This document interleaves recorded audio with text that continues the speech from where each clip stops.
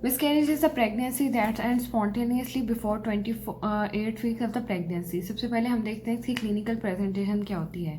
98% of papers में इसकी जो मोस्टली कंप्लेन होती है ना, वो होती है कि जी वेजाइनल ब्लीडिंग बहुत ज़्यादा है। इसके अलावा एब्डोमिनल पेन का भी प्रॉब्लम हो सकता है। इसके अलावा सर्वाइकल ओएस जो है उसकी डिफरेंट प्रेजेंटेशन होती है।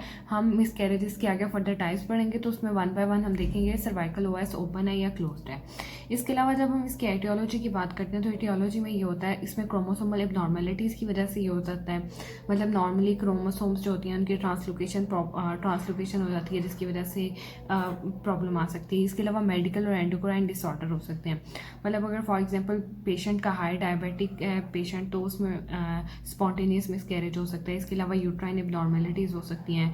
मतलब अगर यूट्रस की प्रॉपरली डेवलपमेंट नहीं हुई, यूट्रस के दौरान में कोई सेप्टा वगैरह इस तरह। इसके अलावा अगर फॉर एग्जांपल कोई इन्फेक्शन वगैरह हो गई है तो भी मिसकैरेज हो सकता है। और इसके अलावा ड्रग्स या कोई केमिकल का हाईली इनटेक हो गया ड्यूरिंग प्रेगनेंसी तो भी बिफोर 28 वीक हमारे पास मिसकैरेज हो सकता है।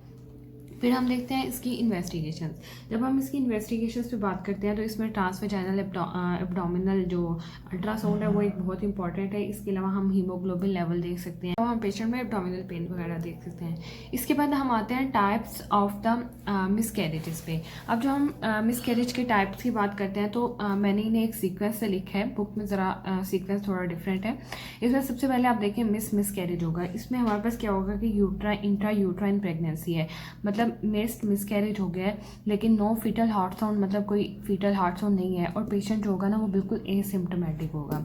मिस से याद रखेंगे, बिल्कुल एसिम्प्टोमेटिक होगा।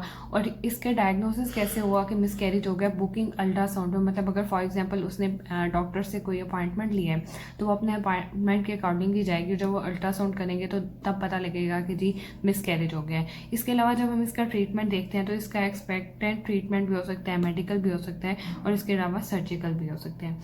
उसके बाद सेकंड टाइप पे आते हैं हम, वो है इनएविटेबल मिसकैरेज। अब इनएविटेबल मिसकैरेज में भी ये इंपॉर्टेंट बात है याद रखने वाली कि ये भी एक इंट्रा यूट्राइन प्रेगनेंसी है। इसके अलावा इसमें भी नो फीटल हार्ट साउंड है।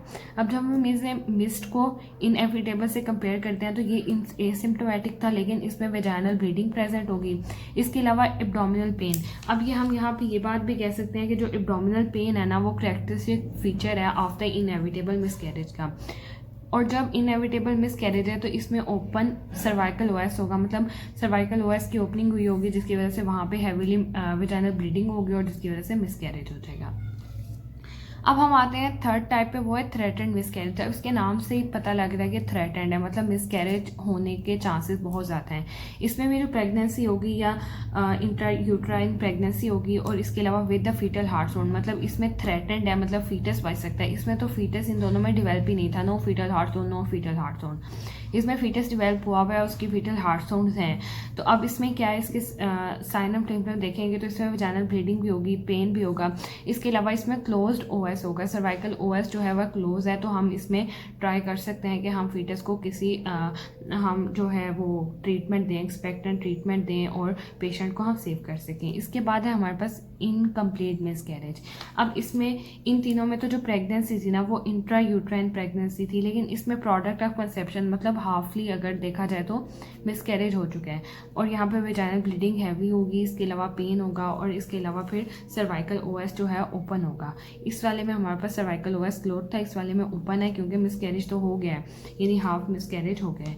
इसके अलावा जब हम कंप्लीट वाले पे आते हैं तो ना अब इसमें एम्प्टी यूट्रस होगा, मतलब इसके यूट्रस में क्या था, हमारे पास प्रोडक्ट ऑफ कंसेप्शन प्रेजेंट थी।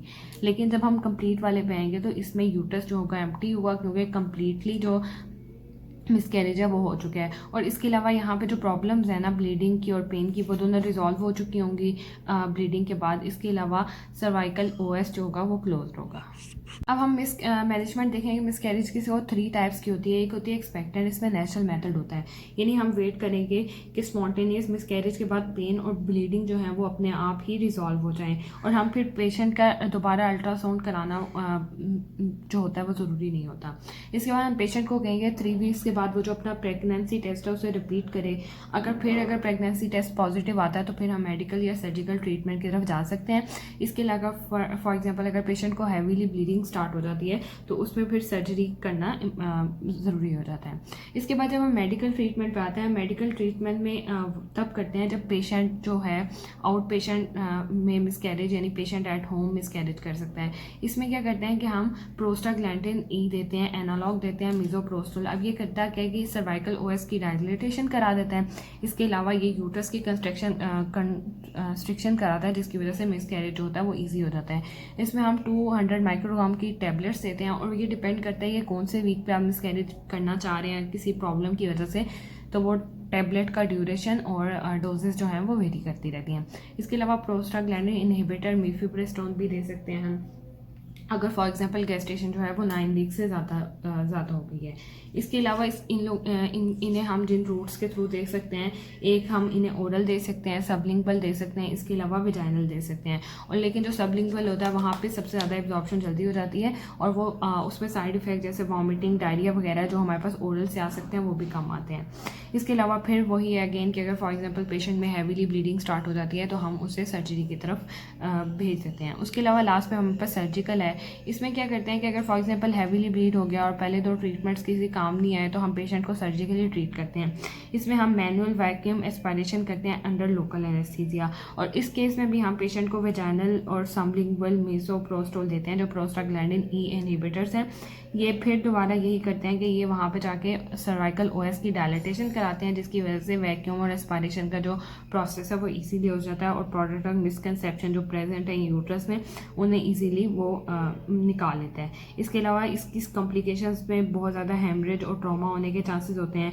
इसके अलावा इसमें यूट्राइन परफोरेशंस हो सकती हैं, पोस्ट ऑपरेटिव पेल्विक इन्फेक्शन हो सकती हैं, सर्वाइकल ट्रॉमा हो सकता है और सब्सिक्वेंट सर्वाइकल इनकम्पिटेंस हो सकती है। मतलब अगर for example next time patient conceive कर रहा है तो उसका जो सर्वाइकल ओएस है वहाँ पे हमेशा स्टिचेस लगाने पड़ते हैं कि वो मेंटेन कर सके प्रेगनेंसी।